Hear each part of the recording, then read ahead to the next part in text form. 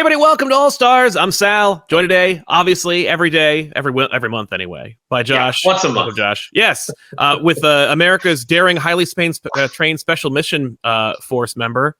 Welcome to the show. Oh, yeah. You know, that's funny. I got to figure out what my code name is going to be. Oh, my God. I got to figure out what my G.I. Joe code name is. I don't know yet. So years and years ago, Hasbro actually set up this really cool, like, G.I. Joe and Cobra, I'll say, experience inside, I think it was inside the Marriott, and at San Diego Comic-Con. And so my buddies and I were, like, cutting through to get to our hotel room, or do who knows, whatever. And they had this huge thing, and you can go and get, like, an official, like G.I. Joe or Cobra badge, and of course we all picked Cobra badges. Of course. But it was this awesome thing, and I actually I wonder if I have that somewhere. I should find that. But yeah, dude, yeah. So Skybound announced the new Energon universe yesterday, and yep. I'm not really allowed to talk about it too much. Like, we're really saving everything for San Diego Comic-Con. That's when the really big push is going to be, and that's when we're going to show some really cool stuff. And it's been really, really exciting. I feel like it was one of the best kept secrets in comics. Like, I feel like the fact that they were able to keep it secret this whole time, and it's been going on for so long. Like, it's definitely been going on for a while. I honestly think the very first conversation I had with them was before my son was born, and now my son is running around like a maniac. So it's been in the progress for a long time. But it's been really awesome. And it got announced this week, and I did have one point of frustration with yesterday with everything. I wanted to promote G.I. Joe yesterday, and I was like, okay, what should I post? Like, I like to post little teases of things. I don't actually like to just like full on post stuff. And we're really trying to wait and hold a lot of the G.I. Joe stuff until San Diego. And so I was like, you know what, I'm gonna take a picture of something that's in my office and just post that, and then people can guess and have fun with it. But the problem I was having is I have no idea how to take a picture of this without, oh my God, without it reflecting. Yeah, no, that's tough, man. I mean, anybody's getting a quick glimpse of my office right now, basically because of this thing. Yeah, so I had this in my office for a while, and so I was like, how do I take a picture of this without it reflecting and seeing me in the picture? So I guess I could have taken a selfie while I was wearing it, but that might be super weird. That would be a little bit on the weird side. That'll be the new Josh Williamson photo. That'll be the new picture they use for everything. Oh man, yeah, maybe. I don't know. I would still have a reflection though. It would still be see my hand and stuff. So I was really frustrated with that. And then obviously I posted this on Instagram. This bad boy. So I actually opened this this morning. The box that it came in. I've had it forever, and I haven't been able to open it until this morning. Yeah. And it was wild because I didn't realize that it actually came with like a ton of toys. Oh, like I had no idea, dude. I actually opened the box up and I thought it was just the striker. Yeah, and then it was like, nope. And at first I was like, dude, this is like endless, because I was like, oh, there's 3 in here. And then it was like, nope, there's more. There's more. Yeah, dude, it just kept going. I know, dude, look at this. Oh my God, no. Yeah, actually, I forgot because it was a HasLab, so I just forgot. And then it has a Cobra Commander. And I was just like, dude, I totally forgot that it had all of this stuff. And, that's awesome. I was super pumped when I opened it up this morning, because it was like it was Christmas, because to me I thought it was just the plane. Yeah. And I was like, okay, I'm gonna put this up, cool. Decals on it, I'm gonna have some fun, it'll be great. And then I opened the box up and there was a ton of toys, and then I have this bad boy.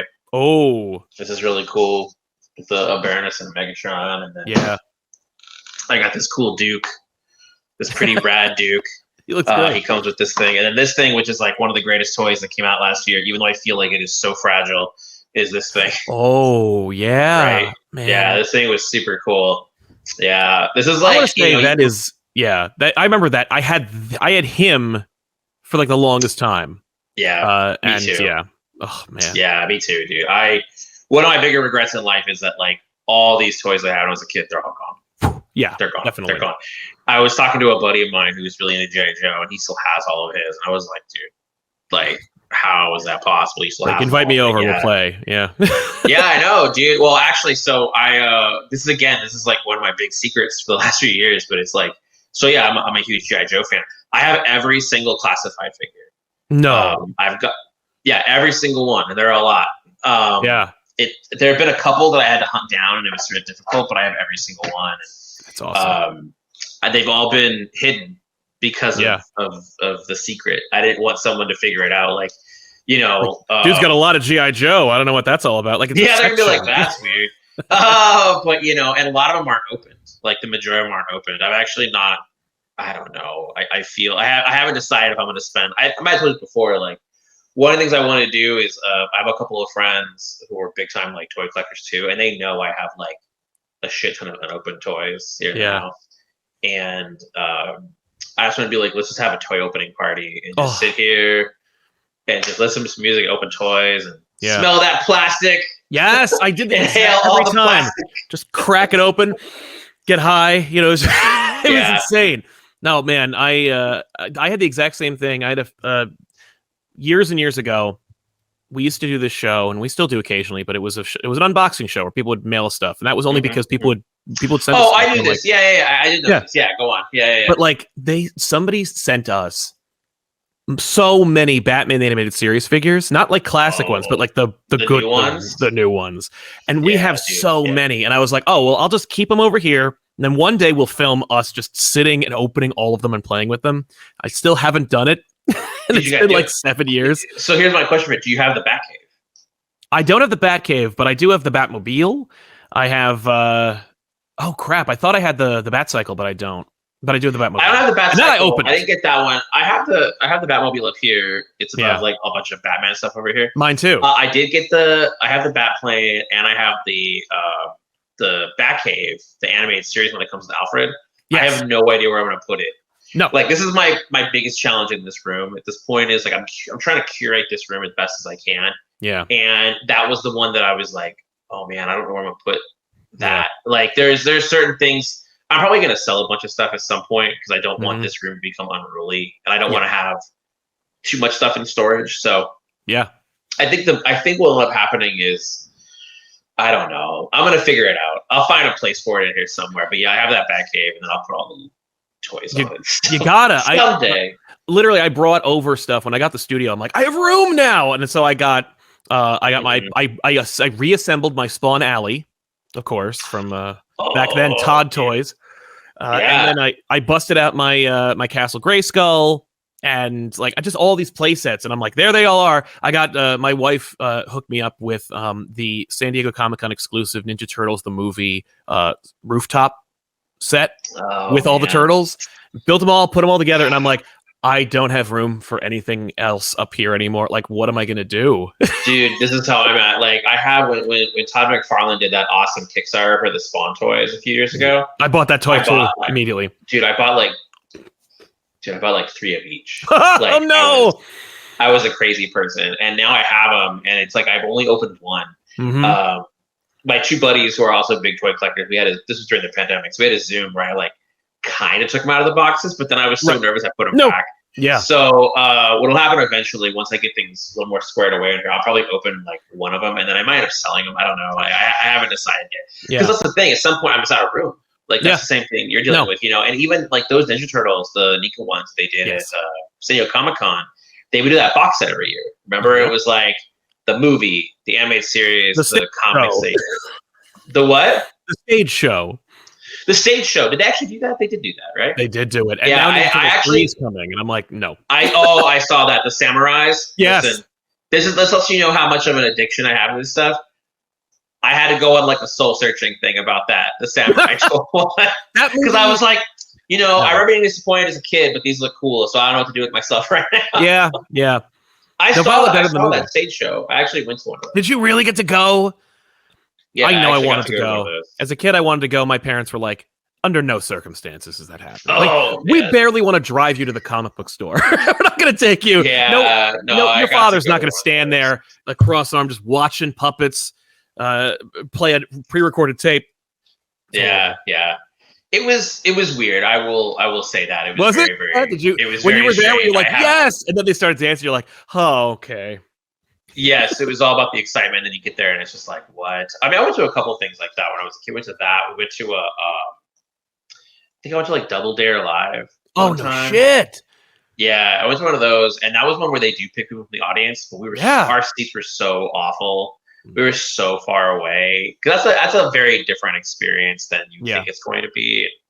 But that was all when I was really little and everything. But yeah, with the G.I. Joe, obviously I'm a big fan, and Yes.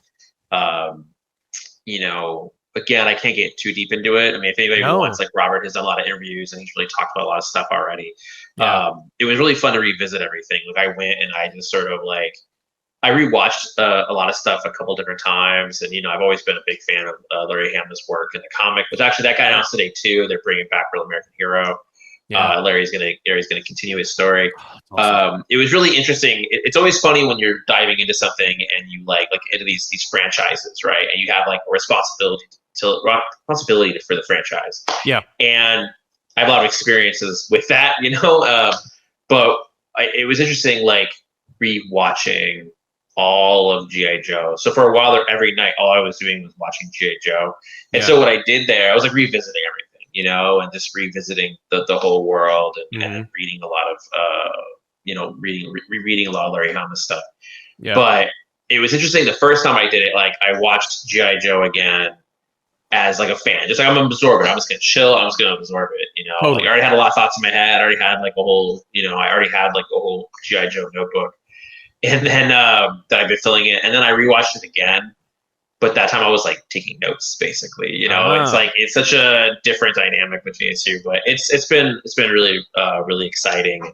It's been really fun, and you know, I've been getting asked two questions a lot ever since this got announced. Okay. And I was already getting these questions a lot. I got them in Dallas when I was at Dallas Comic Con last weekend, or Fan Expo, excuse me, and like all this stuff.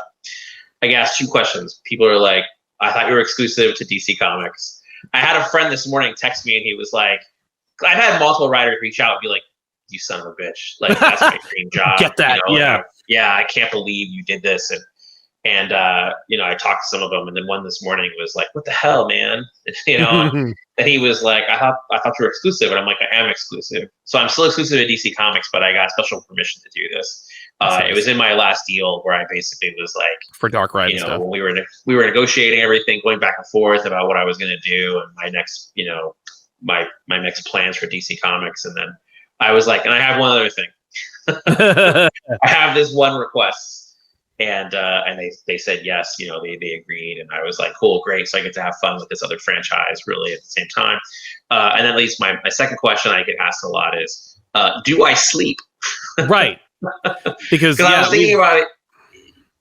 Yeah, I do a lot of stuff because it's like Superman, Green Arrow, obviously Night Terrors, but Night Terrors is done on my end at least. Okay. You know, Batman and Robin, which starts in September. Then I have Dark Ride. Then obviously I do Substack. I do stuff with you. I have another book. I have like other projects at DC. I have other creator owned stuff that haven't been announced yet. Yes. And then I'm also doing G.I. Joe. Right. So you know, just piling on. I can't even imagine that conversation where it's like, so I want to you know, work out this exclusivity contract, and then I'm going to do this, and they're like, yeah, about that, can you still do it? Like, or will you be overburdened? You know, I can imagine. Well, here's the thing: Green Arrow, and Night Terror were the two biggest challenges in that. We've discussed this before. It's like there was no way I couldn't do Green Arrow.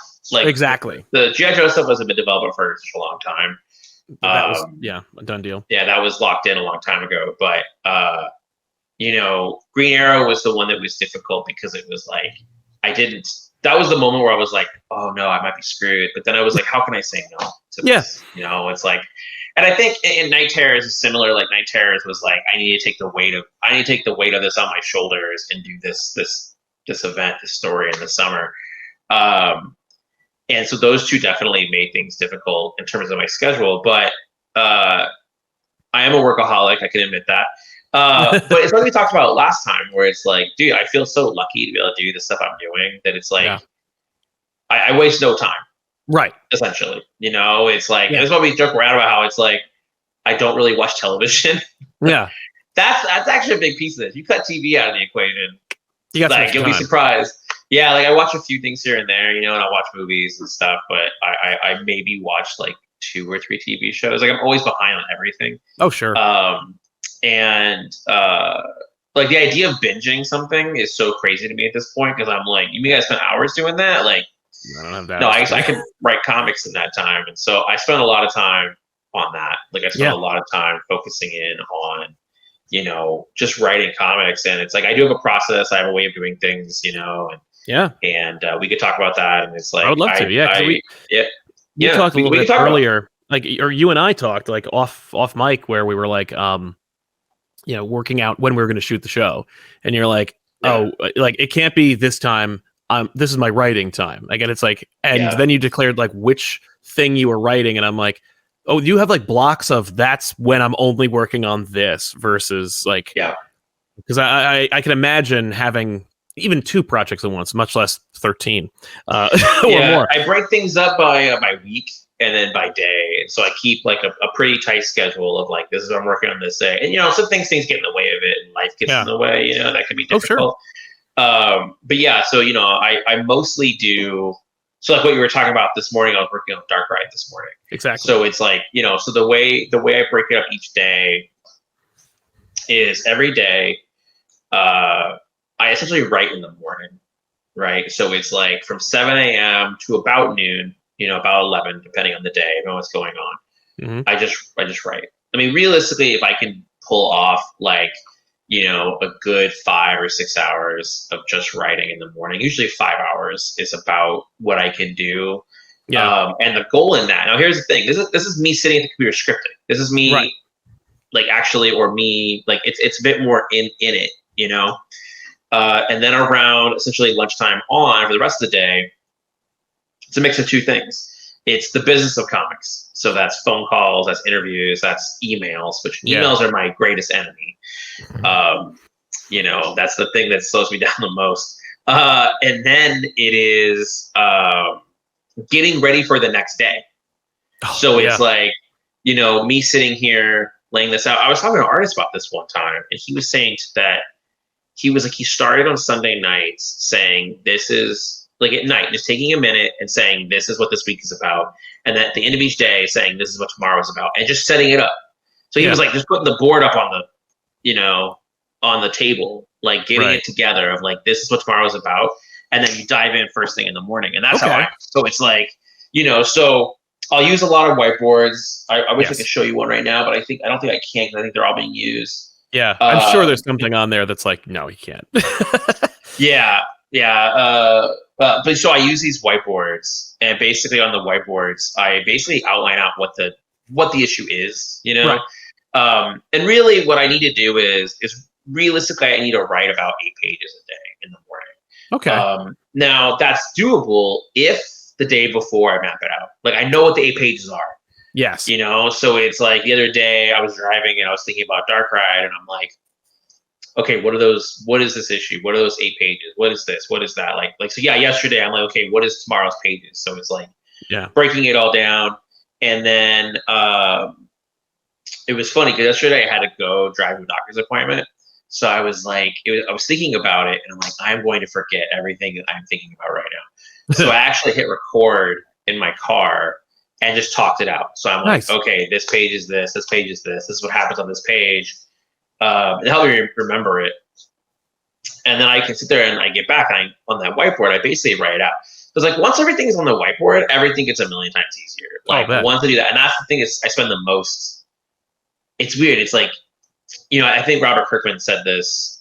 Maybe I've told it before, where it's like it takes me either 3 days or 3 weeks to write a script. Because of my schedule, I have to write 1 a week, like no matter what. Yeah. If I don't, I'm screwed. Yeah. And sometimes I double up, but it depends on the project. And actually, in a perfect world, what I wish I could do is, let's say I was going to do like a 4-issue arc, is to write that entire 4-issue arc back to back. Like just write off, because I'm in that 1, 2, 3, 4. Like here are the outlines. Here's what I'm going to do. Yeah, like Green Arrow 2 and 3, I wrote in the same week. Oh, nice. Because and I think Superman 4 and 5 I wrote in the same week, because it actually helps me with breathing too, with the scope of it and the size and the pacing of it to do it that way. But that way I'm staying in the same world. And this is actually the thing what you were saying about switching around a lot. I'm like, that's the hardest part, dude, is like, it's the switching mindset. It's getting into the mindset. You know, like I have a couple of friends. Yesterday, a couple of days ago, Tuesday, I had to do a pitch on a project. And I was sitting there and I was reviewing the material before the pitch, reviewing all the stuff I had to do before I explained it to somebody else, and going over everything. And a friend of mine called me and he was like, "Hey, can we talk about the story that I'm going to do next year?" And I was like, "No."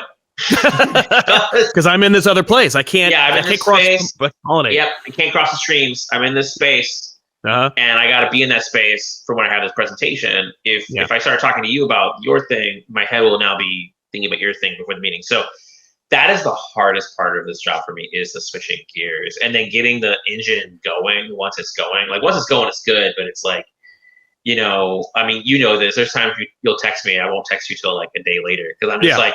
Because I ignore everything in that moment. Right. Once that ball is going, I'm just like, nope, this is it. Oh, I know. Yeah. No, it's a very different process from some other creators I know. Like, but that's how I am. Once I'm in, it's like, whoop, it's amazing. I can't. When I have been in a position where, sorry, there's a B in here. When I think it's a B. It's pretty big. But anyway, when I've been, you better not. But when I've been in the position of writing at all, or working, like when I'm editing or let's use that example because that's what I normally do for the most part to make money. But when I'm editing, and I'm editing a show that's like 1 to 2 hours long, I need to get that out week to week, every week. And when I sit down to do it, I don't have like a schedule or regimen. I just kind of like go, okay, well, I need to get it done before Wednesday. I shot it on Wednesday. I should probably get it done within Thursday, Friday. And then I sit down and I work. But there are so many times, and not every time, but like there's so many instances where you sit down and you go, all right, here we go. And you look at the thing that you're trying to work on and you go, the last thing that I want to do right now is this. And I don't even like, you read like On Writing by Stephen King, where he's like, sit down, write, even if it's shit, write it anyway. And it's like, that's true. But then you're like, but I'm doing this for a paycheck, and I need to make sure it's at least halfway decent. I can't just power through this, and I will just walk away for like a while. Not the whole day, but like for a good 30 minutes. Dude, that's what I was gonna say. Take a walk. Is that what it is? Just take a walk because recalibrate. I get what you're saying totally, because it's like if I made the decision, okay, every day I'm gonna write for, let's say, 12 hours every day. I'm gonna power through. I'm gonna write 12 hours a day. I'm going to sit here at my computer and I'm going to start typing. And I'm going to type it, whatever. I like how I type like I'm a cat for some reason. But I would never get anything done. I would freeze. Right. Like, I know myself. I am not to say I'm afraid of a blank page, but I don't start with a blank page. Yes. I start, all of it's up in here. Like, it's so much of it's up in here, not in the computer, obviously, I don't get the answers from the computer, so I don't stare at the computer. No. I go take a walk. I go for a drive. I go do something. I get away from this little space I'm in where I'm writing. And sometimes, because I have like on the other side of this, I have a lounge area. There's couches and chairs and stuff, and it's like I'll just go sit over there for a little bit, sit down my notebook, just think, stare at some shit. And that's why the whiteboards actually really help, because it's like sometimes having the whiteboard where it's like I can kind of see the whole issue, because I literally like. Let me see if I do have one that's non-covered stuff. It might be that's too covered. No, I'll have to show you sometime like how I do the whiteboard, but I literally just write out like 1 through 22 or 1 through 30, whatever it is, boom, boom, boom, boom, boom, boom. Yeah. Underneath that, I write out what happens, whether it's a dialogue, whatever comes to my head. But that way, I can almost see the issue a little bit more. I can see the pacing of it. I can see how it opens, see how it ends. But yeah, the typing is like the last stage of the process for me. Is it kind of like when you got the outline down, it's like, well, I mean, the issue's almost done. Like I already know what heck is going to happen. Now I just have to finalize it. Like, the actual idea of typing it doesn't take that long at all. Like typing up the script is like maybe 2 days, maybe 3, 2 days. Like just sitting there typing. But once I know it, it's like then it's all up here and I have it on the whiteboard and it's like consolidating the ideas, and then I can really sit down and just like, hammer it out. And then it is what you were talking before. Then it's a lot of editing. And not everything that's on that whiteboard makes it the script, because since I'm working on the script on my hand or mind, the last stage of the process, well, I would say second to last stage of the writing process is going for a walk.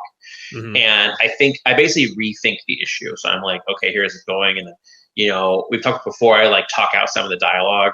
Oh, sure. Sometimes in that process, I will change something. And then I come home, you know, finish the dialogue, make those edits. But even then, dialogue is not done until it goes to print, because in my scripts, I have a whole section at the very beginning of all my scripts. I have like a preamble where I talk about the issues about what's going on, any notes I think the artist needs to know, anything that's, you know, relevant to the issue, how it might be different, anything thematic about the issue that I think they might need to know about.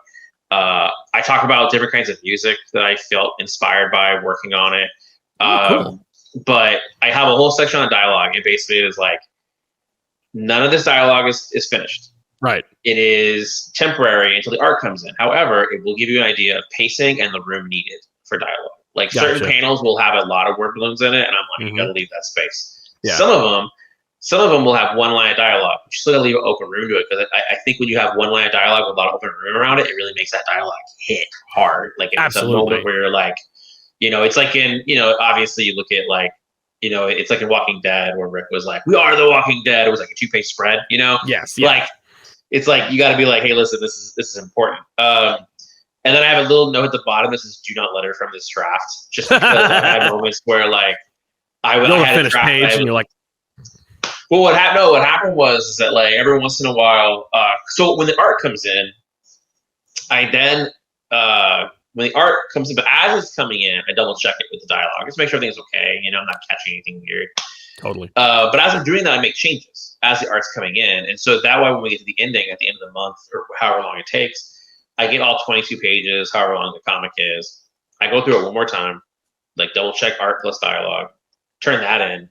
That gets lettered. I get a PDF of the lettering.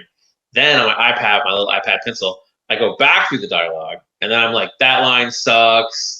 Cut this. We don't need this. Emphasize this. Oh, make that bigger, make that small. The whole thing, turn it in. We go through that process again. Because then we get proofreading, editorial looks at it, you know, the artist looks at it, like all these little pieces. The biggest thing I always push back on is over-explaining things. You know, when I was years ago, there were certain editors that their answer to everything was like, you have to explain this. And I'm like, no, I don't. This isn't a movie. We don't need to treat the audience like a moron. They'll just read it again if they don't get it. They'll read it again, or it's okay. Like, you know what I mean? It's okay. Like, you don't have to hold their hand. You know, let's treat the audience with respect and let them kind of lead away. It's funny, if you look at some of the Flash issues I would do, there was like a shit ton of exposition. That's not on purpose, but you know what I mean? It's like, you know, there's moments where that would happen, and I'd have to push back on it. And so now I try to avoid having like info dump pages as much as I can. Or if you do, it is a very specific reason. It's funny, in Dark Crisis, there was a page. I'll show it to you. Oh, sweet. There's a page in here. This is a good example of a time where the editors and I were like, yes, let's not do that. You know, it was, I'll show you. I have the Dark Crisis hardcover right here. Is that out yet? Out this month. No. Okay. Yeah, it's out in a few weeks. I think I don't have it. What do we have? So this right here, this is actually like somewhat info dumpy right here. Like he has a bunch of word balloons. There was a version of this page where it was like 5 times this, dude. It was all over the place. It was basically I've seen like that page, not this page, but I've seen that page. No, dude, it was like times. The history of everything. It was like, it literally was like this. Yeah. And at one point, it was funny. It was like, dude, it was so much. Yeah. It was like this. And then I was like, okay, wait a minute. And I cut it down to literally just this one. At one point where he was like, there is so much to tell you, but time is not on our side. I was like, I'm just going to leave it. And then the editor was like, no, we got to add a bit. And I was like, okay, cool, that's a good compromise. Like they were correct in what I needed to add to just get the gist of it, you know? Exactly. But that's an example of like, you know, I remember years ago, there was like a famous DC writer, and they gave me one of his scripts, and they were like, this is an example of a time they edited themselves down. Yes. And I was looking at the first page, and there were 35 captions on the first page. And I was like, and it was a splash. So I was like, where's the art going to go, man? I mean, it's just, and then I went and found the comic, and I got to the first page, and it was like 2 captions. And I was like, I've been there. I feel that. Like, they cut it all down.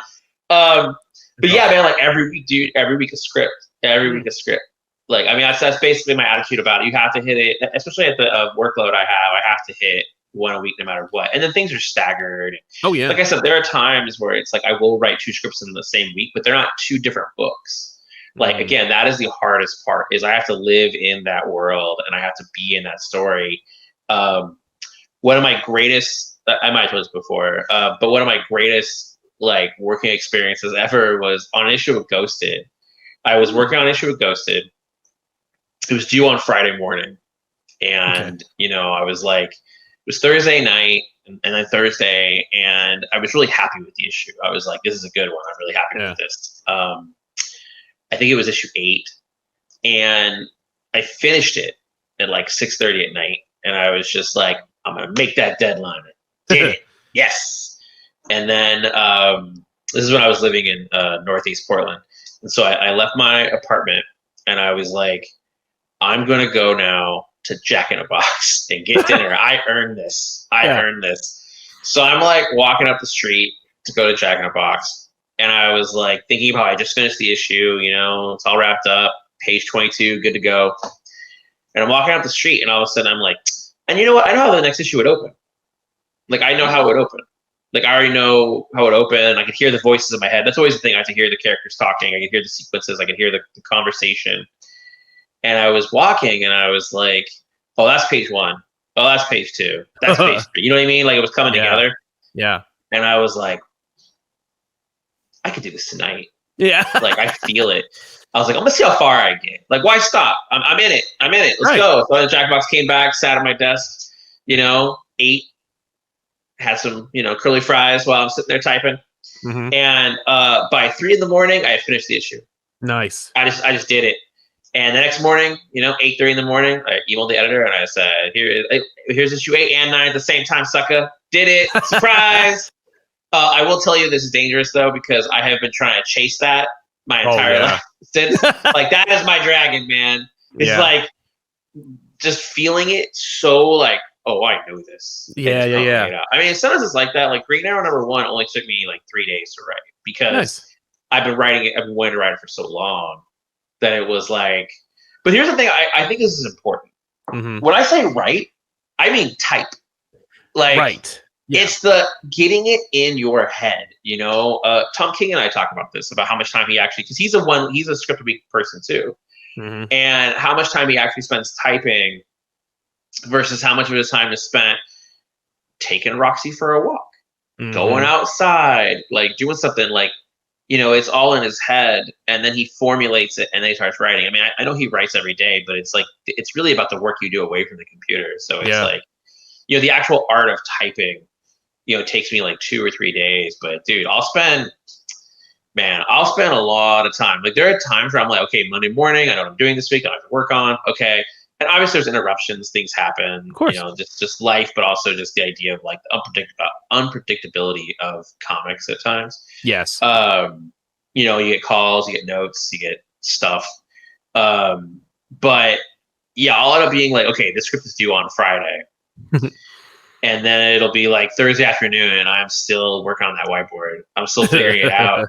And I'll be like, oh, dude, I am so screwed. Yeah. And then it'll click. And I'm like, I know what this is. Because I part of the thing is, too, and this goes to something you were saying about, like, you want it to be good. Right. Like, if I had to write a comic in one day, I've talked to other writers. Yeah. I could do it. Would it be good? No. And not only would it not be good, but it's like, what is the thing of that issue? And it's like trying to figure out, like, so I talk about muscle memory a lot, right? Like the idea of like the muscle memory of comics, especially there's some formulas that some people follow. You know, there was the whole Jim Shooter like 666 thing or 7. Yeah. I think it's like 777 or whatever. Like, you know, 6 pages of action, 6 pages of character work, 6 pages of action that take you into the cliffhanger. Like, I understand that sequence. And I think it's good to know that sequence, but then it's like, okay, how do I crack this? How do I make this different? How do I make this cool? Like, it's, you know, when you're reading it, what is the comic book thing about this moment? You know, like, what's the thing that I've, you know, how I tell the story differently? Like, and I think this is one of the things about comics and release entertainment in general. You know, it's not just about the story you tell; it's about how you tell it. You know, I'll give you this example: is you look at somebody like Shane Black, and you look at something like Kiss Kiss Bang Bang, right? Like Kiss Kiss Bang Bang could have just been a straight up like noir story, but the fourth wall breaking and all that, like that's how he decided to tell that story. Yeah. You know, and he carried that over to when you look at like Iron Man 3, where it was like Tony talking to us. Yeah, it's very similar like ideas, but you know, same director and writer, but those ideas of that. And I think about this a lot with comic books. This is something that Tom really excels at really well. Is Tom puts a lot of thought into like how he's going to present the story on top of what the story is. So it's something I think about a lot. And sometimes you do get in a muscle memory of like, okay, this character is going to do X, Y, Z, and we have to have a cliffhanger. Like you can get into that. Yeah. But I think a lot of times what you have to do is you have to like get that down on the board, and then you have to you do have to step back and then be like, okay, now how am I going to tell the story of this person? You know? Okay. One of the flaws I find sometimes in comics, without naming anybody, it feels like they have a story and they just want to shove it in 22 pages without really thinking about how it's a comic book. You know, you can feel that every time. Like every time you get a story like with that, or you're like, I have 22 pages of story. How about I fit it over 3 issues? And you're like, oh man. Whew. No, and I think one of the really telling things for me when I'm reading a comic is if every page, there's 2 versions of this. If every page is 5 panels, like if every page is 5 panels across the whole issue, and then it's like a splash page at the ending, if you're lucky, that's always really telling to me about what is going on. You know, it's like, where are your page turns? You know, how are you leading into things? You know, what are the cool moments? Yeah. How are you leading in? How are you exiting the story? You know, how are you cutting around to different things? But yeah, I feel like one of the things I look for a lot is like, do the pages have different weight to them? And what I mean by that is that like, again, it's like if every page is just 5 panels across, that gets boring, right? You just your eyes are going to glaze over. You just turn the page, you're looking for the net for the hook, basically. You just breeze through it. Where's that cool visual moment that like wows me? But you have to make sure that the book, every page has a different weight to it. And I think like you look at someone like Capullo or John Romita Jr., we were talking about this earlier, like they treat every page differently. And you can tell it's like, they don't just look at it as like, here's a sequence of panels that just happen to be on the same page. They try to create a page of it, you know, and it's about that experience. And that's what I think about a lot. Like, and that's actually the key thing for me when it comes to writing. To me, I'm not writing scripts, I'm writing comics. Yeah. And I think sometimes people think that is this. I've seen this. I've seen writers who write amazing scripts, and then it's like, oh, this is a screenplay that you broke up into pages. Oh, there's so many of those. Yeah, it's like, where's your comic book at? Right, like, you know, where's the fun? Like you assume, like, you're not doing this for the cash, you know. So why? Well, sometimes. Well, yeah, but like you're doing because you're already in it. Like you're not like I'm gonna break into comic books so I can get paid. Like no, it's like. So you're doing it because you love the medium, or you're trying to say something or show something, and you have every comic book creator who, and this is a general statement. I'm happy to be refuted, but I think every comic book creator that like is worth their salt. Let's put it that way. Let's put that caveat on there. Okay, sure. Has like favorite moments from comics that they're almost chasing, where they're like, if only I could do something as cool or as awesome or as powerful or as gripping as that moment that got me to be here now writing that story, you know? And it's like, if you're just trying to tell the next story or just like, well, the next one, I'll get it, you know? And it's like, it sounds to me like your process is atypical in the industry, where it's like, it's very much like it comes from a place of, I gotta get this right. Yeah. I think that, you know, there's lots to unpack with all of that. It's really challenging.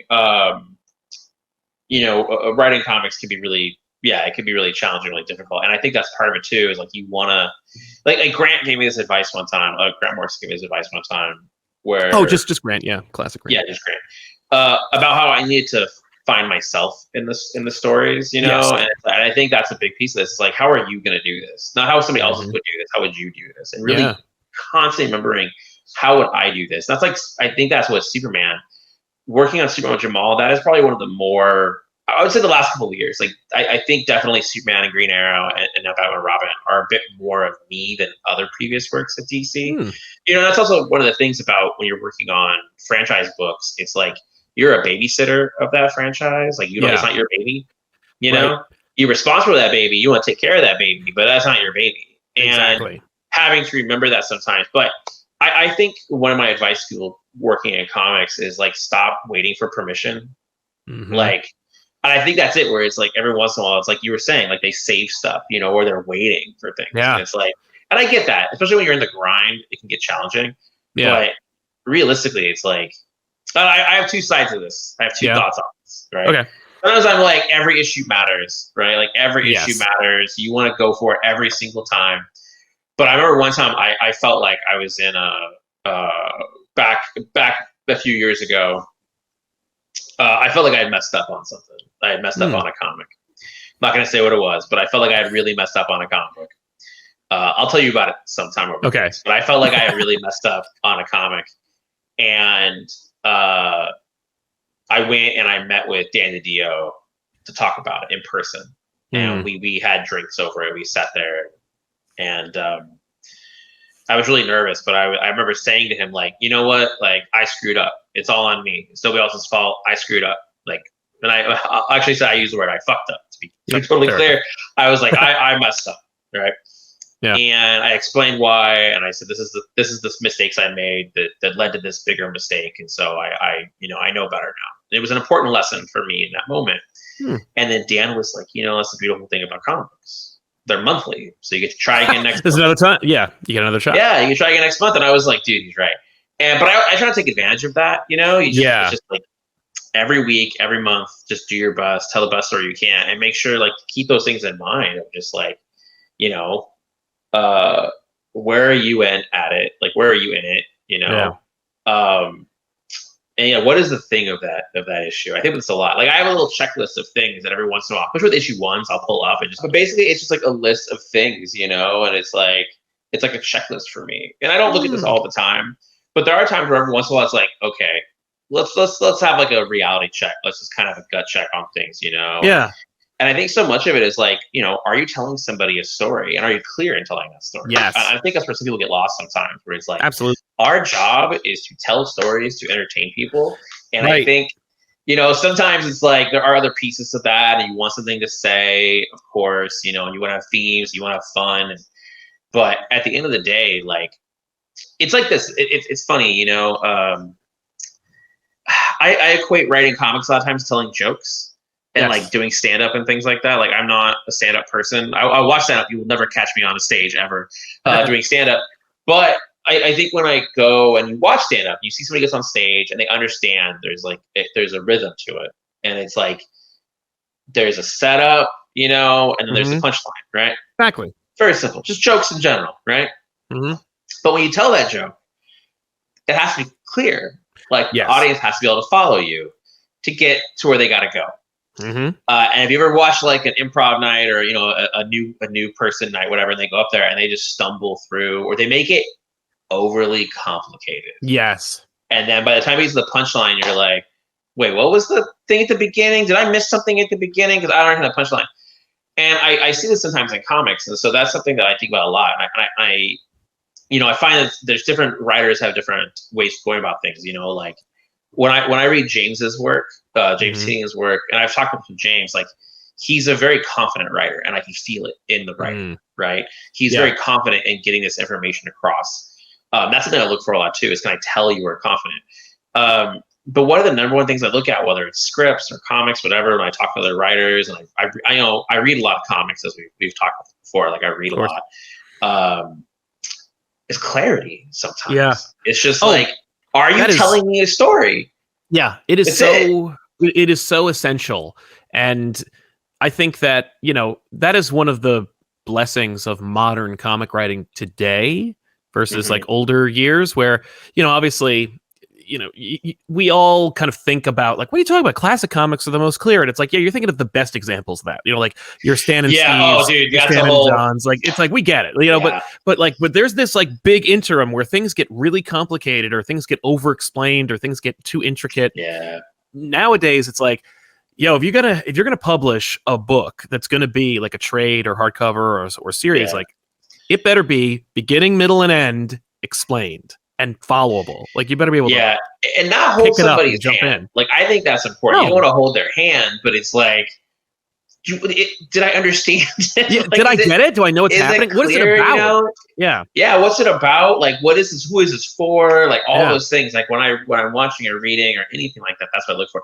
One of the things I've been thinking about this a lot lately about writing and entertainment and comics, because I think, one of the big questions I ask other creators when I start getting the nitty-gritty with them is like, what matters, right? Yeah. So what matters? And what I mean by that is, this has always fascinated me, is, do sales matter? Do reviews matter? Does internet love matter? Do you matter? Like, what is the number one thing for you, right? And for me, a lot of times, the thing that I sort of come down on for me is like, would I enjoy this? That's it. Right. Because if I don't enjoy it, then if I read this and I didn't enjoy it, oh man, there's a problem, right? I'm betraying myself. Right. So I always ground myself in that first before anything else. Because also, you can't really conceive. It's weird, right? Like, you have to know who your audience is, but you have to also not, like, there's always a pander. Trick, you can't pander to it. Yeah, but if you try to chase an audience a certain way, they will move on by the time you get to them, right? Like, you're always chasing them. You have to sort of say, like, I know what the audience I want to have and what I'm presenting to, and then that's it. Because if you try to chase it, I always think about this of like, one of the things I'll see every once in a while and I'll hear is like, do what the fans want. Oh yeah. And the question I always ask, if I'm ever in a room of DC fans, I always ask this one question. I'm like, okay, well, it's two technically, but how many people in this room are fans of Dick and Barb being together? Right. And the other question is, how many people in this room want Dick and Starfire to be together? Yeah. And you will be surprised how many different answers you get. And then the question is, you're all fans. You're all passionate. Who do I listen to? And this is always the thing with a lot of these things is that. But that actually goes to the thing I've been thinking about a lot lately about what matters. And, it's interesting how, there are some of the attitude sometimes is like, the bigger the commercial project is, the worse it is. It's bad. Yeah. If it sells, I mean, just bad. You and I had this conversation before where it's like that dynamic of, the good sales, all that stuff, how crazy it is. But the thing I've been saying a lot lately is like, does it connect to a wider audience? Right. Do you connect to an audience? That's it. Yeah. Like, that's really it. Because all doesn't matter. Because that could be, it could be money, reviews, whatever. It's like, all those things kind of go hand in hand in different ways. They all if matter. It connects, it'll sell. Like, in but that's it. Yeah. Does it connect with an audience? That's it. Like, and where is that audience at? So that becomes that kind of conversation. Like, are you connecting with an audience? Because sometimes people will think they are. And then when you really take a look at it, you're like, it's not. The numbers don't add up. And it's interesting, the ongoing conversation that I've been hearing and I've been participating in over the last 2 years at least has been about marketing. It's about how like marketing's failing in these books. And it's like, and like marketing is definitely one element of all of business. But I think that there is an expectation, certainly among creators, and I think they're right to believe this, that, to put it simply in platitudes, cream rise to the top. If a book is good, the audience will find it. You can't think that way anymore. Okay, but isn't that in contrast? But doesn't that contrast with, I know that the audience that I'm if the book is good enough, it will cater to the audience that it's difficult. I think because there's too much noise now. I subscribe a little bit more to like you make the best product you can, and then you have to get it in front of people. So it's up to you. You have to. I mean, it's hard. Don't get me wrong, that does happen, but it's weird, like if you ever talk to people who are not as zeroed in, right? Like, I think there's a lot of like, for comics, I'm very keyed into things, very keyed into stuff, right? But every once in a while, I'm not about something. You got blind spots. Not blind spots, but just like, I don't know. I had to slow down and recognize that not everyone pays attention as much as I do.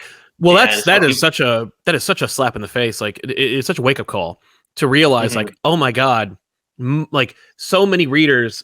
I think there actually in comics there are more people who are meta reading than ever before, which is what I call people who are reading the books going, well, I know the identity politics of this writer, and I know like what the editors meant. They know the stuff. Was. Yeah, they know, but they also talk about it. They're also like they read solicits. Yes, exactly. They're in the conversation. Right. But this is the thing that was sort of eye-opening to me, and I think we might have talked about this last time a little bit, but like you and I both really loved Jason Aaron's Punisher comic. Yes.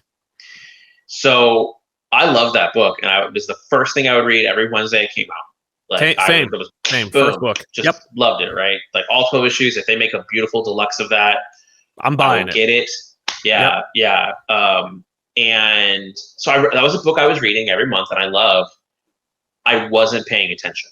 So whenever two things were happening, I subscribed to it, but I didn't know when it was coming out. So it wasn't like I walked in the shop and was like, "Where's my Punisher at?" It was I walk in and I'd be like, "Oh, Punisher came out, great." Yep. And the cover was always surprising to me because I wasn't reading the solicits, I wasn't paying attention. Yeah, and it made me for a moment there like go, "Oh, that's right. Like not everyone does what we do. They don't always pay so hardcore attention to every little facet of every little thing." And like I'm fairly plugged into a lot of stuff, but every once in a while there are things I'm not, and I do have to. I think it was the toys, and even when we were talking about before with G.I. Joe, like I love G.I. Joe. I buy a lot of G.I. Joe stuff. I get a lot of G.I. Joe, and I work on G.I. Joe.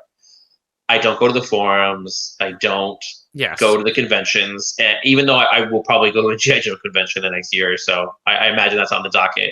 Yeah. But I'm not as zeroed in as other people in the fandom are. And I'm not saying anything wrong with that. I love that they're like that. But it made me go, "Oh, that's right. Like there's certain pieces of this in the marketing of things that I am not. Not everybody is constantly paying attention to everything." Right. And because there's so many comic books, it is very likely, it's like everything. It's like movies, TV shows, everything, right? There are good things that can just totally go under the radar. Absolutely. And not hit that level of insanity. But, it's funny, you think about some TV shows, and there are like cult favorite TV shows that had low enough ratings. Yep. Their ratings were high enough that they got to keep going. Yes. But low enough that nobody paid attention to them. Uh-huh. But then there are things that people love, like fandom and nerddom love those things. Yep. But then they are nothing compared to, say, the amount of people who watch Law and Order. Absolutely. Right? Oh, yeah, no. And, like, don't get me wrong, I like me some Law and Order. I've watched a lot of Law and Order in my life. Same. That is a very different thing. Yes. It's a very different thing. And it's fascinating, these levels. And have you ever had a moment where you've had to explain to somebody who doesn't read comics on a regular basis something from comics? And you're just like, "Oh, I'm an idiot." Like having to explain something. Like something is a really big deal in comic books. Really big deal in comic books. And you're like, I have to explain this to somebody.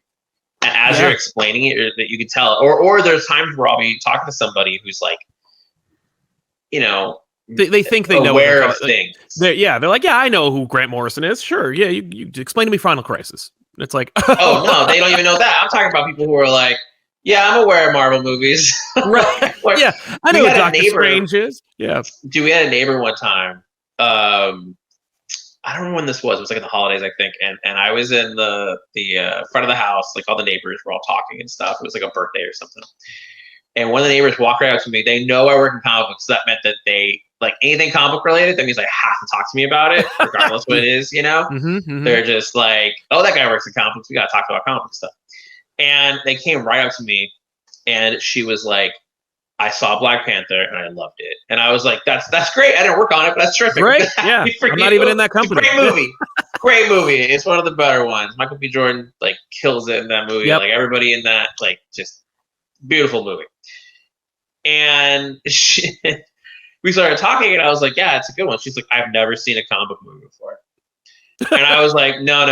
Like, they have a Batman movie? She's like, "I've never seen a Batman movie." I was like, "Wait, we're gonna rewind here. We're gonna talk about this." And I was like, this movie. She was like, "Nothing. I've never seen any of these movies before." I was like, "You are kidding me." She was like, I might have seen like maybe a Batman movie on like cable one time.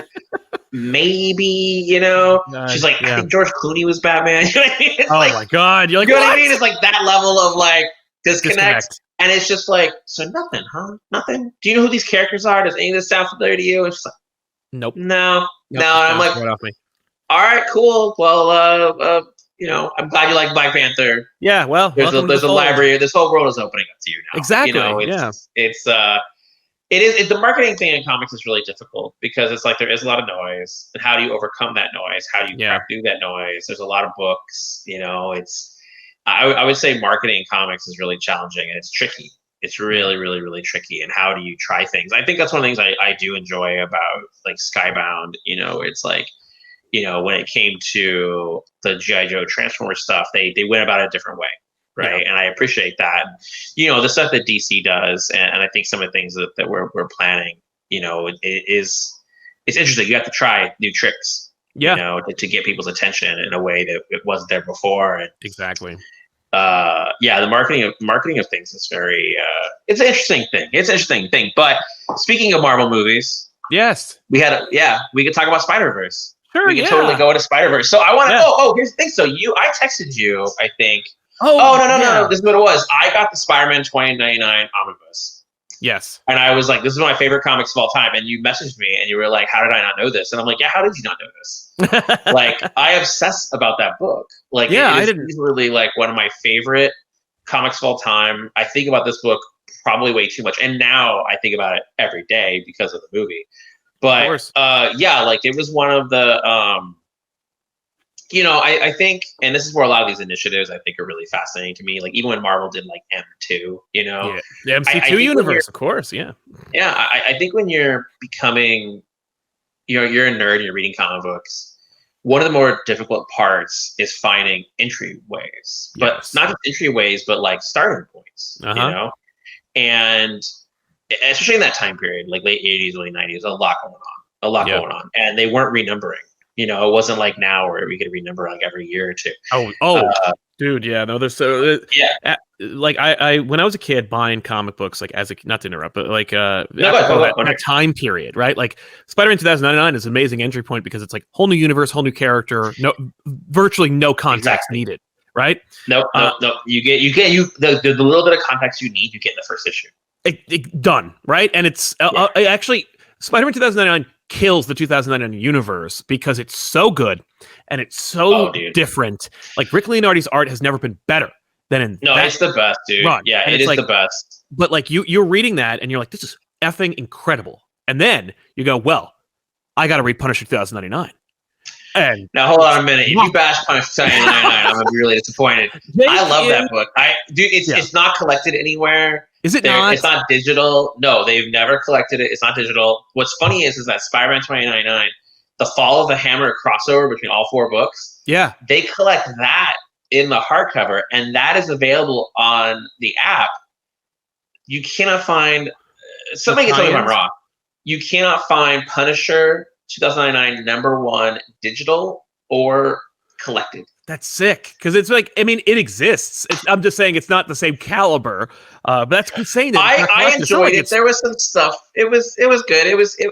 I enjoyed it. I liked it. I thought at one point it was really funny when he had the mask that thing he would push. Yeah, it called the digital Punisher thing over his face. Yeah. So every time there was a camera, he had digital Punisher. Yeah. I really like that stuff. I mean, the one that I actually didn't. I mean, Doom was really interesting. Doom was the other one everyone liked, and it's like, because then it gets even better. There's stuff with it later on, but the one that I never bought, the one I never got into, was the Ravager one. Oh, Ravage was borderline unreadable. Listen. Remember, Stan Lee wrote it. So let's. I know. Yeah, but he's Stan not here anymore. Listen, there are a lot of things that Stan wrote that, like, I mean, I didn't like Stripperella either. So but I forgot all about that. Yeah, that's really funny. That Ravage. I've read Ravage. It's not. It is competent. Well, I've heard this rumor before, and I'm not sure if this is totally true or not. I heard this rumor that originally it was supposed to be him and Steve Ditko. Oh, that was the whole plan of it. They was supposed to be him and Ditko, and Ditko said no, or wanted certain controls. I imagine he said, "Go fuck yourself." Like, I imagine it was somewhere in that realm based on everything we know about Steve Ditko. But yeah, so I actually did a recreative. Like, Spider-Man 29 is one I think about a lot. When I sold my collection, it was one of the few things I kept. Nice. Which is funny because I have different versions of it because I have when they put it out in trade paperback a couple years ago. I have those, but then I still got the omnibus even though I have multiple versions of it. Sure. I actually have original art from Spider-Man 29. The only thing is I don't have anything Rick Leonardi based. All I have is I have Roger Robinson who did it later. I have one of his pages he gave to me as a gift, just because people who know me know this. Yeah. In the Marvel section of my office, I have a bunch of Spider-Man 29 stuff. Like I have statues and bobbleheads. And, I got the new toy because of the new movie. But it was funny because I remember at the end of the other Spider-Verse movie, the first one, at the very ending when they showed him, I was just like, it was on my birthday. Oh, it was on my birthday when I saw it, and I was like, dude, yes, like, all right, I am here, let's go. And then 5 years later, we got this movie, and it was just really cool to see him. The only thing I had with that movie, Tom King was giving me a hard time with this yesterday morning, because I was explaining to him my thoughts on the movie, and I was like, I really liked it. My daughter loved it. She lost her mind watching it, and I really enjoyed it. I went into that movie. I was actually in a bad mood because of work-related stuff, and so I went in to watch it, and I was like, "Don't let this bad mood ruin this movie for you." And I really enjoyed it. There was a lot of stuff there I thought was really, really cool. It was great. And I was talking about this with Tom, and Tom was like, "Yeah, I really liked it. I'm not sure. I have to watch it again to decide if I like the first one or the second one better." Yeah, it's hard to judge the second one because we don't have the third piece of it. Like you have to have that second half. Yeah, it's But the only thing that drove me crazy is I was like, Miguel O'Hara is not mean. Like he is snarky. He is sassy. Yeah, he is not mean. That was my only nerdy thing in the whole thing. Tom was like, I was explaining him the whole thing about Miguel O'Hara and stuff. Yeah. At one point, Tom just goes, he's just like, this is the nerdiest thing I've ever heard you say. I love it. And I was breaking down how I thought Miguel O'Hara was. And so, oh no, you were. The movie, I was like, right. I understand. What's that? You're 100% right. No, he is. Yeah. That is virtually not Miguel O'Hara, but I do appreciate in name. He needs to be. I mean, they don't even keep the costume, man. Like I look at it like that post-credit scene where he's is just a beautifully rendered 2099, and then in the next one they even changed the skull, and I'm like, man, all right. Yeah, that was my only pet peeve with it, but I understand that he fulfills this role, and we're also seeing a version of him that is later, right? This is the idea. This is, and also it's sort of a commentary about how the multiverse is sort of poison, in a weird way, right? They never should have, because that's the thing. If the multiverse had never opened up, he never would have gone to that world. The changes, the canon. Exactly. It is funny how it's breaking continuity is the villain of that movie, which is so weird. I was in the theater and I was just like, this movie is speaking to me on weird levels. Yeah, that's a good point. That's funny. You can't change the continuity. If you change the continuity, the whole thing falls apart. And I was like, oh man. Okay, that's cool that you're doing that. Yeah. It was really interesting, but I really did enjoy it. But that was my one pet peeve with it. It's I'm sure there's somebody somewhere out there who loves Sensational Spider-Man. I also loved that cartoon. But there's somebody who loves Spider-Man, and then when that person also came out, that version of Peter came out, it was this is the right thing, Miles. Their heart is breaking of not them too, no. Oh, no, big time. No, that version of Spider-Man is so many people's Spider-Man. That was you're talking about entry points. Dude, I didn't realize how intense it was until this last year. Oh, dude, yeah. Dude, I had no idea. I now I'm aware, because I love Spider-Man. He's my favorite Marvel character, and it's but this is the example I'm talking about sometimes, where I'm I love Spider-Man. I buy Spider-Man. It's one of the few books I do read monthly, and I have a ton of Spider-Man stuff. When it comes to Marvel Legends, I only get Spider-Man Marvel Legends, because also it's manageable. If I start collecting X-Men Marvel Legends, I was losing my mind. But I get Spider-Man Marvel Legends. But there are pieces of the fandom that I'm oh, that's a thing, or Sensational. Yeah, Sensational. Well, Sensational only lasted 2 seasons? We got 2 seasons, yeah. Yeah, it wasn't very long, and it's that was one possibly for me because of timeline of how old I am, plus my work at the time, that I just missed. I watched some of it in the beginning, and then obviously I watched it later. Oh yeah. My daughter really likes Spider-Man stuff, and so we've watched all the Spider-Man cartoons together. Oh, that's awesome. Yeah, well, all of it, from even the 60s, the 80s. Actually, no, not the 60s. Not the 60s. That's fine. We did the 60s one, but Spider-Man has Amazing Friends. I love that cartoon. Cool. I have that theme song in my head. So good. Yeah. So we watched some of that. I watched it by myself because I was just let's do this. Yep. But she watched it. But then once we got to the 90s one, then she started watching, and then we watched all of them since then, up until now. She's seen all of it. She really likes. That's awesome. Spider-Man. Obviously, once Spider-Gwen became a thing, she was because she's a little girl, blonde hair, so she's what? Boom. But yeah, it was interesting watching that movie with her and then asking her what she thought about the movie afterward, and started getting her take on things. You know, because some stuff, she's so young. Some of the stuff is like, whoop. Yep. But some of the stuff she understood. Like, she understood the ideas of, and this goes to the thing about clarity of storytelling and intent of, like, she understood the themes of, like, friendship across the movie and, like, what that means to different people, and building your own band and all that kind of stuff. Like, that was the stuff that really appealed to her. But dude, that movie was beautiful. Yes. Beautiful. Yeah. Easily. Sony somehow, despite the fact that I have my own gripes about Sony as a studio and their use of the Spider-Man character, they're eating Disney's lunch when it comes to making animation, and it is. And I'm here for that. Yeah. That this show, like, because you know what it is. It's one of those things where, like, clearly there is a lot of dictatorial stuff going on, where it's like, this has to be this has to be that. You have to do. Of course, that's always these big things. But it's a studio, you know. I get it. But like the freedom of expression for the animators, like just go for it, and to use it to just truly embrace it as a visual medium and be like, yo, we're gonna, like, because we're in different universes, we can do different animation styles, which is of course gonna balloon the budget, but whatever, we're able to do it.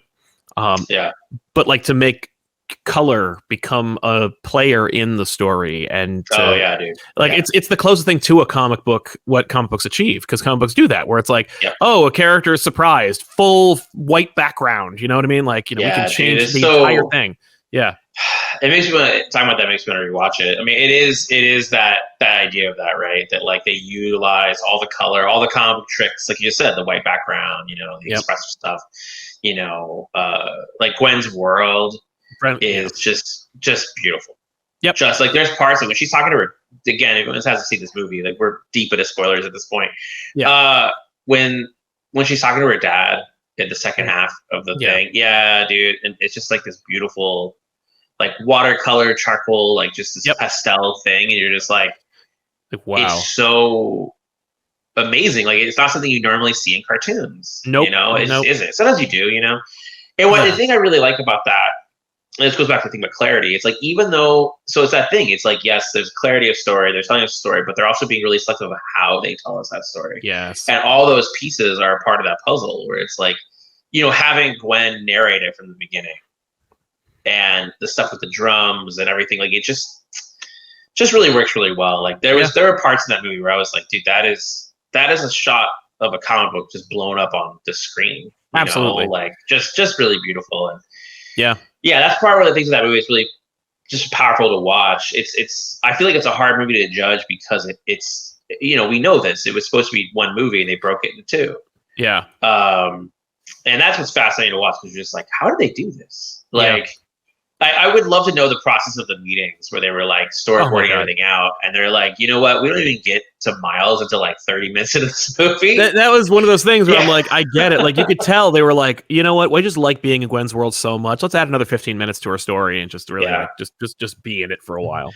They give me time for all those characters and stuff. I mean, my guess will be in the next movie that Miles, they team up. Like, at first it's two people against each other, they'll all team up.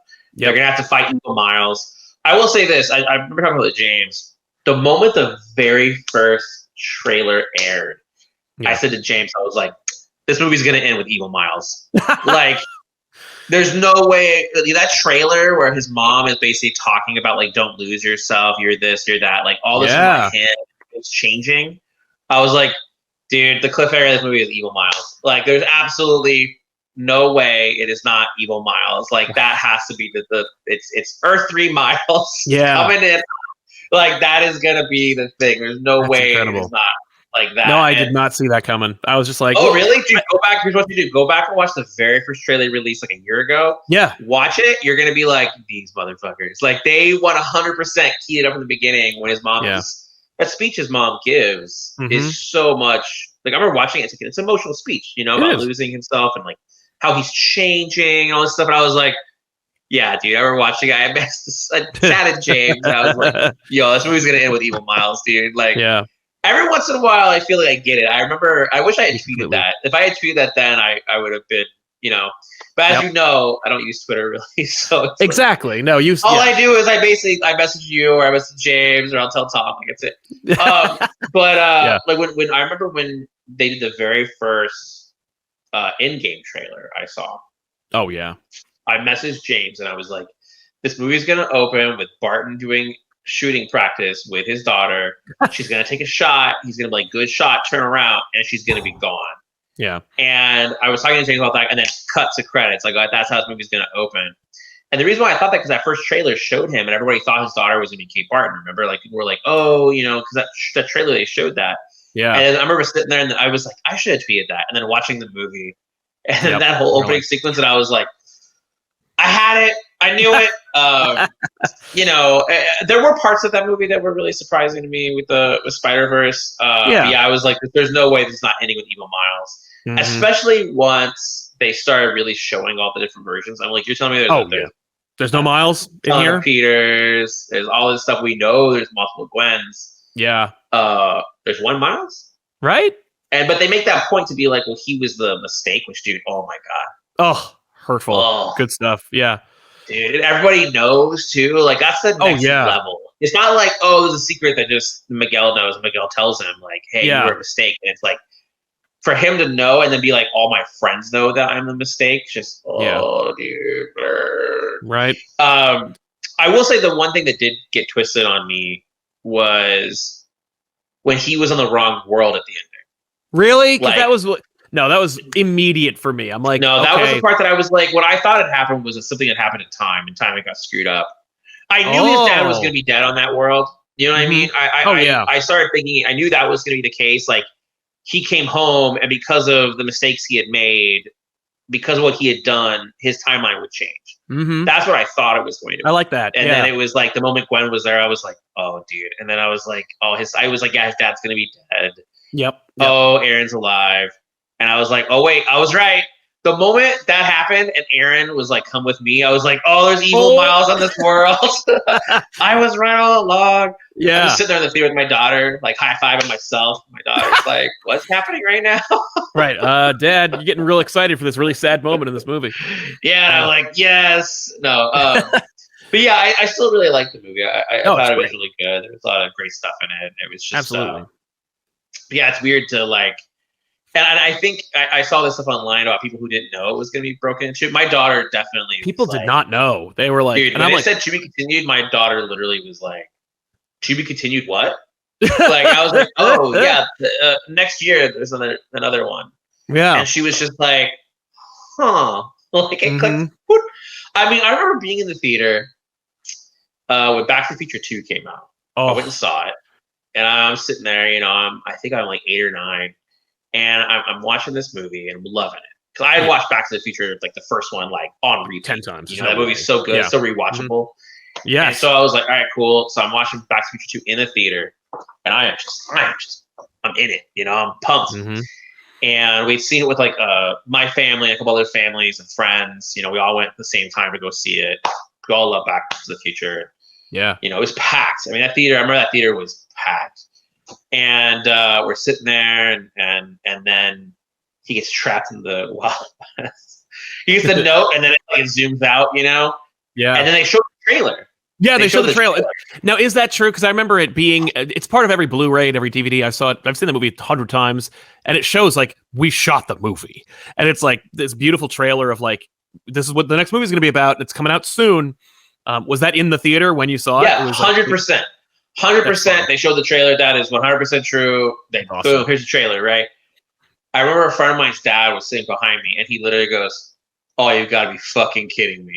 Like I will always remember that reaction. That's awesome. I will always remember this person being like, "Oh, you've got to be fucking kidding me!" And I was like, "What? This is awesome!" Yeah, I'm getting a whole nother movie. Oh my god! Like you're telling me I love Back to the Future 1, and I got to see Back to the Future 2, and 3 is already coming. Let's do this. And it's a Western. At that point, I'm like, I don't think I've ever seen a Western before. Definitely. No, for me, I'm like, oh, and it's a Western. Oh. Well, it was weird. Well, I mean, there's so much of like the setup for it to be a Western, you know? Like it's already it's all over those movies. You're like, yeah, it's so funny. Yeah, when you go back and you rewatch them, you're like, oh yeah, they got us. They were telling us this whole time.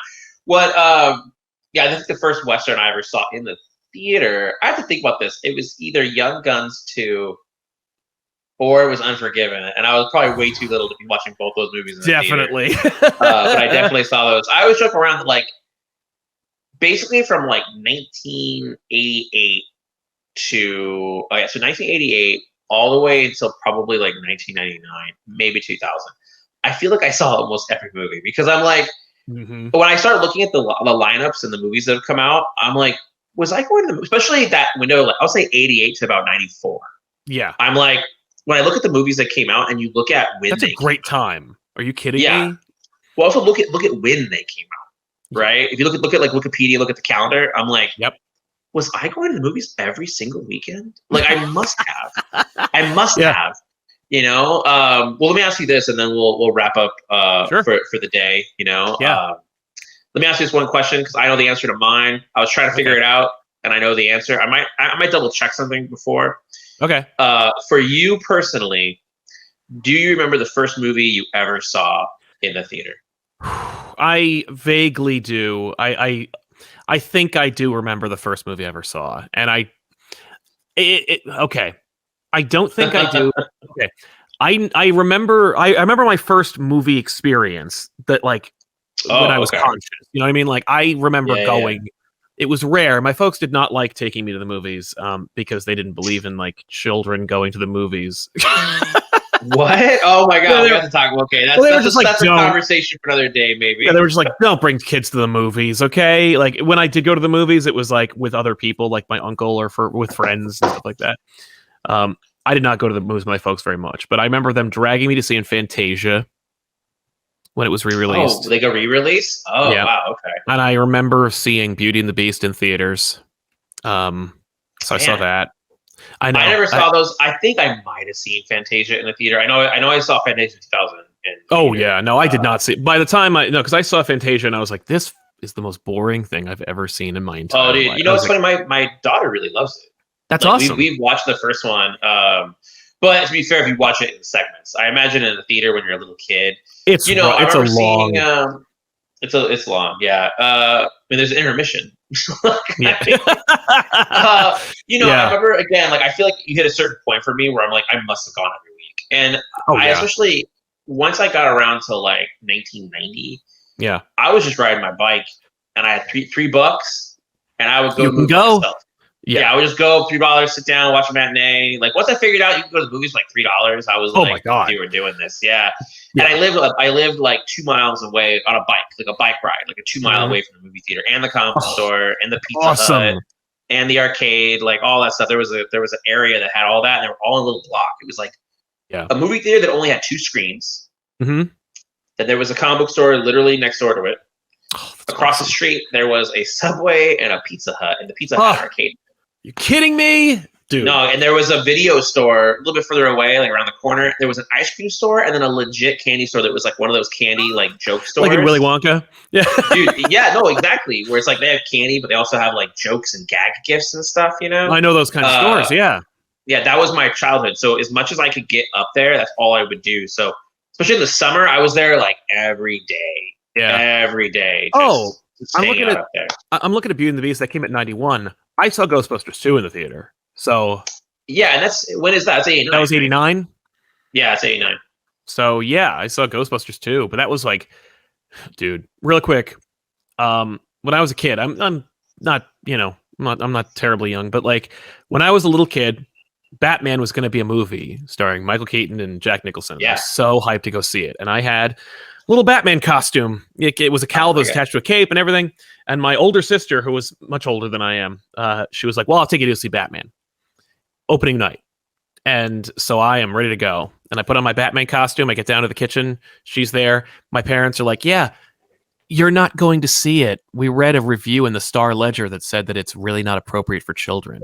So like I spend all day getting hyped to see Batman for the first time because I watched the Adam West show. That is my Batman exposure is. Oh, dude, yeah. I was reading comics before then, but comic books and Adam West TV show and yeah. Oh, dude. But I love Beetlejuice. So I love Beetlejuice. I love Pee-wee's Big Adventure. So I knew who Tim Burton was by then. I was still little. I was like 8. Yeah.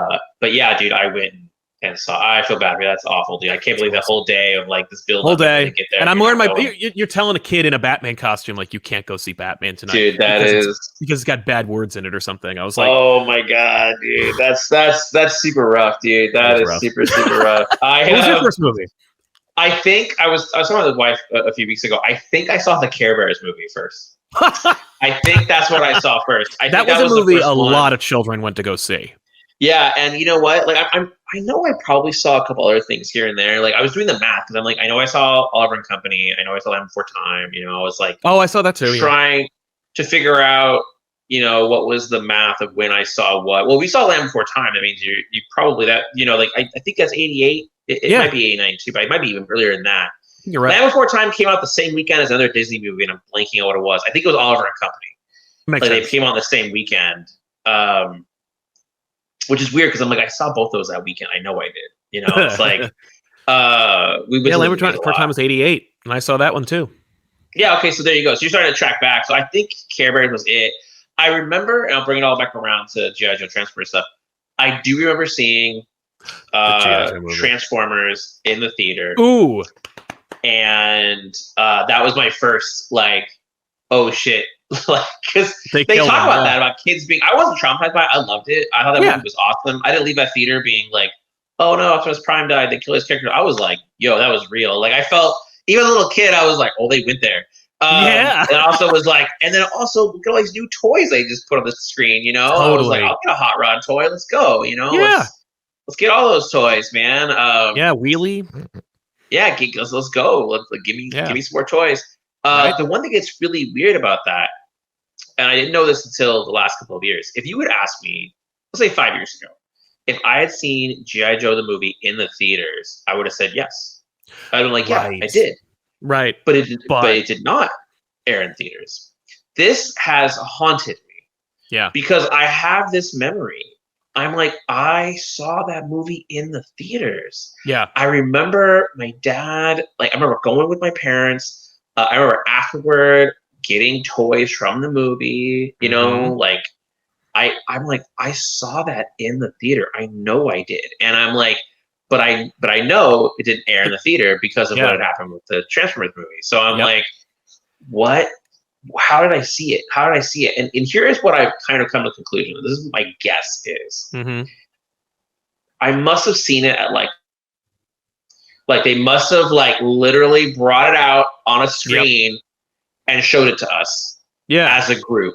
And that has to be like VHS or whatever. Like, because I feel like I saw it in a crowd, in a dark room. You're a California kid, right? Yeah, I'm a California kid. Yeah. Maybe they had a screening and like your parents knew. Yeah, you know at the Shriner, in California, they have the Shrine Convention, and so years ago when I was little, again, not that little at this point, but you know, I would go to the Shrine Convention every month, and it was like a swap meet. But they had a room where they would show movies, and sometimes they would do advanced movies. They would do screenings. One time we went, and they did a marathon of every episode of. They had a panel, and they did every episode of the first 2 seasons of the X-Men cartoon. It was a marathon. Oh my god, that's awesome! So they showed all of it, and then at the ending, they showed it's a premiere of the season finale, like 2-parter. Like I think it was Savage Land, like 2-parter they did. Yeah, right? They aired that, and so I remember seeing it. It was a really awesome way to watch that whole thing. The sound kind of sucked, but that was the way I watched it. A friend of mine told me this story. Well, so that was you're right. It must have been something like that because I just feel it like in my. There's no way they didn't. Soul. In California, there's no way they didn't screen G.I. Joe for children, right? You know, I know they did, but I don't know. I mean, that's the thing about like. If they did, I imagine the screening is me totally speculating at this point. It probably didn't have the like Doc yelling like Duke's alive, he's okay. You know? No, probably not, right? But I remember that. That was also another thing about that. Oh, you remember me like it's okay. Yeah, Duke's gonna make it, everybody. Dude, I love it. It's so funny. I will end on this. A friend of mine told me the story one time. This is totally unrelated, but we were talking about the Shrine Convention in California. A friend of mine told me the story where like he would go to the shrine too. Just you know, you go, you swap meet, you look at comics and stuff, and then he went to the shrine. And his his favorite comic of all time was Grant Morrison's Invisibles. That was like his favorite thing. He was, his favorite comic of all time, and it was still coming out when this happened. So it's like early 1999, and he's at the Shrine Convention, and somebody comes to him and they're like, "We're actually going to screen a movie." Because actually, part of that Shrine Convention, there is a part that is more of a movie theater. They have like a regular panel room, but they have a movie theater.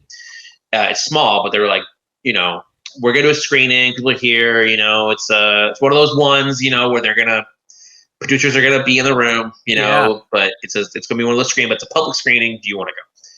And he was like, yeah, okay, whatever. Let's do it. Right. He goes in there. They close the curtains. He watches it. It was The Matrix. Oh. And this is before they started advertising it. Right. I remember in the 90s, in 1999, it was like every single comic book had a Matrix ad on the back where it was that one with the egg. Yep. You had no idea what this movie was about. There was green thing with an egg in it. Yeah. So he went in more fresh than any of us got to do. Totally. And he said that while he was sitting there, it was like reality opened up for him. It was just like everything he had ever wanted in a movie was suddenly on the screen, and he had to go in it completely blind. I was talking about this with somebody who was another editor. We were talking about how I don't watch a lot of trailers. So my rule is this: with trailers for movies, I will watch the first one. Sure. I'll watch the first one. I won't watch the rest. It won't give it away. I feel like deeper and deeper they give stuff away. And I'm pretty good about avoiding spoilers. Yeah. Fairly good, knock on wood. Every once in a while, like it'll be somebody telling me. It's never because I saw it. It's because somebody told me,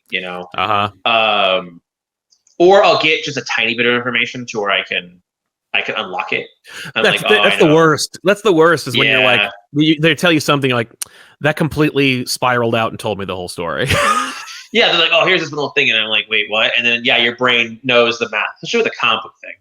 Your brain knows the math where you're like, oh, I know the whole thing now. So, it definitely like... the only movie that didn't work for me was the trailer for Prometheus. Because I was like, oh, I've got this. Because I love Alien and I love Alien. I know this thing. Here's how it goes. And the worst is when you see that movie and you go, that's really what they should have done, was not this. Not this. I have weird feelings in the movie because obviously it's gorgeous on the fire and stone stuff. Yeah, I will say this about that movie: it has a really great movie score. I was listening to it yesterday. It is a great. It sounds great. It looks good. I wish it were. Oh, I bought the 3D version of it. That's actually how I saw it. I have a 3D TV. Oh shit! In the living room, so I watched it. I watched it. That was how I saw it. I didn't see it in the theater. I saw it on at my house. In 3D glasses, and just popped it in and was like, let's do this thing. But I was glad I saw it that way, like in the privacy of my house. And it was much more about the visual of anything else. It really is. Yeah. I just have a pet peeve about characters. I have an ongoing thing about this, and I feel this way about real life. None of us should really fuck with nature. And I feel like if you see an animal or anything that is animal adjacent, you should not touch it. Leave it alone. You should not go near it. So it is one of my biggest pet peeves if I'm watching a movie and I see somebody be like, oh, what's this over here? I'm like, no, you lost me. I can't do it. Idiot.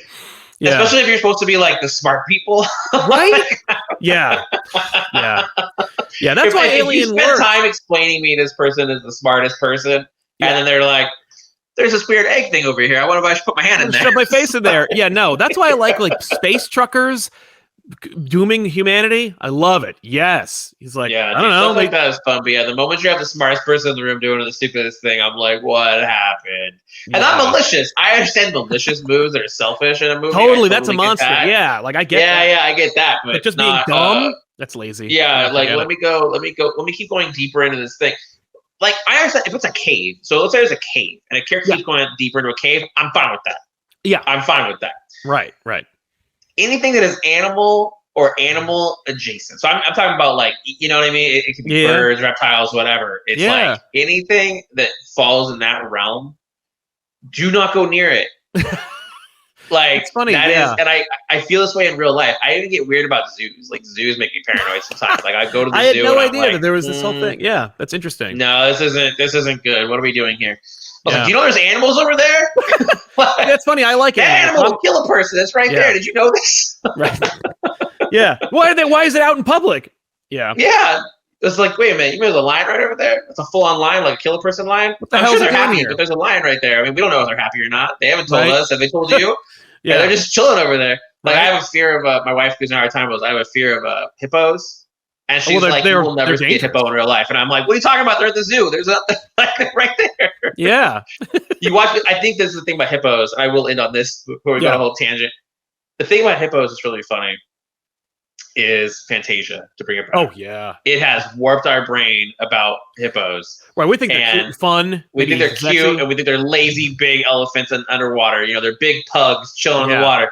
No, man. They will monsters. Kill you. Yes. Yeah. They try to. There's that video where they're watching that one chasing the boat. Have you seen that? Forget about it. Yeah. Dude, I'm like, no. Yeah, so, they'll throw watermelons in their mouths and be like, nah, look at that. And I'm like, that's it's nothing. Head. It's like, oh no, they will eat you. And they don't care. You're mad at you. They're very mad at you. So I have a lot of, I got, someday you and I have a whole conversation about all my weird paranoid stuff that I have. We've all my weird little superstitions of things. But anyway. But Josh, thanks for being here. Thanks everybody for watching, subscribe and all. And make sure to check out Josh's G.I. Joe work, which is coming soon. By the time the next episode airs. San Diego Comic-Con. I'm excited. Next books. What's the next books that we should pre-order? Oh man, yeah. So I mean, right now I think when this is coming out, like Superman will have just come out. September 5. It's really fun. Ends on a cool cliffhanger, I think. And then Green Arrow's coming out for that, and then we're digging into Night Terrors for the summer, and then Batman and Robin hits in September. Yeah, hell yeah, really exciting. Oh yeah, I'm excited, man. Thanks a lot for watching. It's been done for a while. I feel like issue 1 has been done for so long. So it's kind of weird to see today they were like, oh, it's coming. They're gonna do some stuff, and I was like, oh man, yeah. But it's been done for so long. Anyway, dude, people were a clip from this show was dropped on Twitter the other day that was like, I'm sorry, wait. Who is Lois Lane hiring to join the Daily Planet? And there were people guessing about who it was. And I was like, really? It still hasn't come out yet. Ha-ha. Oh, man. Yeah, that'll be in the annual. Yeah. For the record, I was wrong. My guess in the episode, I was wrong. You were wrong. Yeah. I was very wrong. I'm curious what people are going to think about it. Yeah. And what's great is the people who guessed, they didn't guess what I guessed. So there's plenty of options. Yeah. I'm curious what people are going to think about who does Lois Lane hire to work with the Planet. But you'll see. It's fun. It's fun. All right, everybody. See you next time. So long.